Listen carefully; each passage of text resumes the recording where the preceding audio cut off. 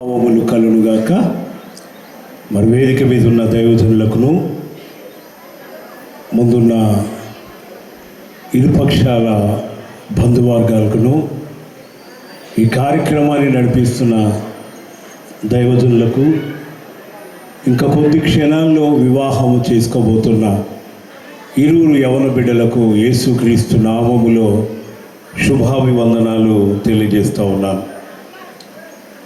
So వివాహ వ్యవస్థను దేవుడే ఏర్పాటు చేశాడు. వివాహము అనగా విడివిడిగా, ఇప్పుడు అమ్మాయి ఒక దగ్గర అబ్బాయి ఒక దగ్గర వేరు ప్రాంతంలో వారు పెరిగారు. ఆ విడివిడిగా ఉన్న వారి గురించి ఎవరి ద్వారానో అనగా వార్తలు, మా దగ్గర అమ్మాయి ఉంది, మీ దగ్గర అబ్బాయి ఉన్నారా, అట్లాంటి ఆ సంబంధాన్ని కలిగించడానికి వి అనగా విచారించుట, అనగా వార్తలు, అనగా అత్తుకొని, అనగా ముడివేయబడుట. చాలాసార్లు వివాహ వ్యవస్థ వివాహమైన కొన్ని రోజులకు చాలా బాగుంటుంది.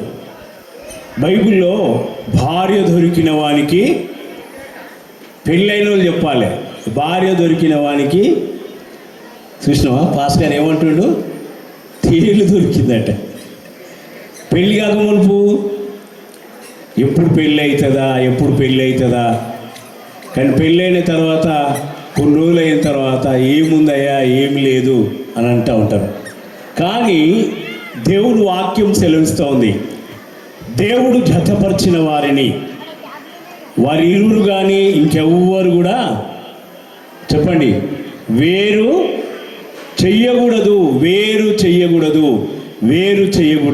కాబట్టి వాళ్ళు బ్రతుకు దినములన్నీ ఒకరినొకరు హత్తుకొని వారిరువురు కలిసి దేవుణ్ణి హత్తుకొని, దేవుని మీద ఆధారపడి, దేవుని ఆధారంగా చేసుకొని, దేవుణ్ణి ఆశ్రయంగా చేసుకొని, ఆయన వైపు చూస్తూ వారి యొక్క దాంపత్య జీవితాన్ని కొనసాగించేవారుగా ఉండాలి.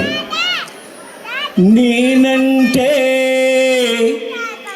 నీకెందుకు ఈ ప్రేమ,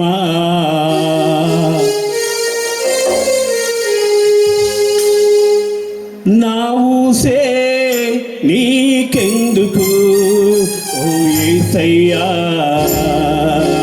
నేనంటే నీకెందుకు ఈ ప్రేమ, నన్ను మరచిపోవెందుకు, నా ఊసే నీకెందుకు ఓ యేసయ్యా, నన్ను విడిచిపోవెందుకు, నా ప్రాణమైనవు నీవు, ప్రాణమా నా ప్రాణమా,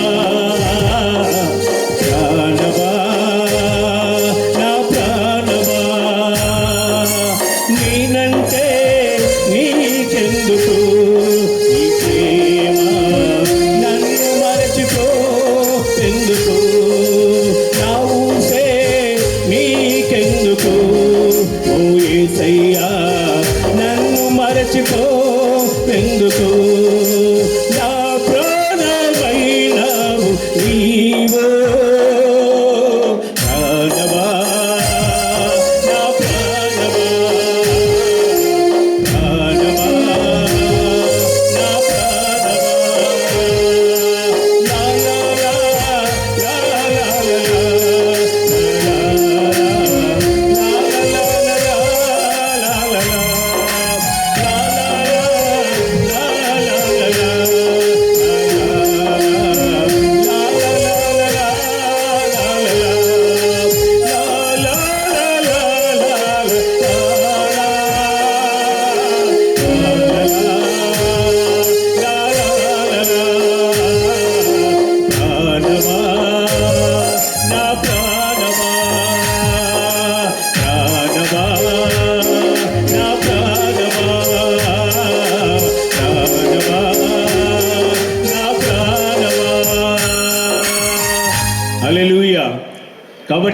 ఈ వివాహ వ్యవస్థను దేవుడు ఏర్పాటు చేశారు కాబట్టి, దేవుడే వారిని జతపరచబోతున్నారు కాబట్టి, దేవుని మహిమార్థమై ఈ లోకంలో నమ్మకస్తులుగా, యథార్థవంతులుగా, ఆదర్శవంతమైన దంపతులుగా కలిసి దేవుని మందిరానికి వెళ్ళాలి, కలిసి దేవుని వాక్యమును చదవాలి, కలిసి ప్రార్థన చేయాలి, కలిసి పంచుకోవాలి.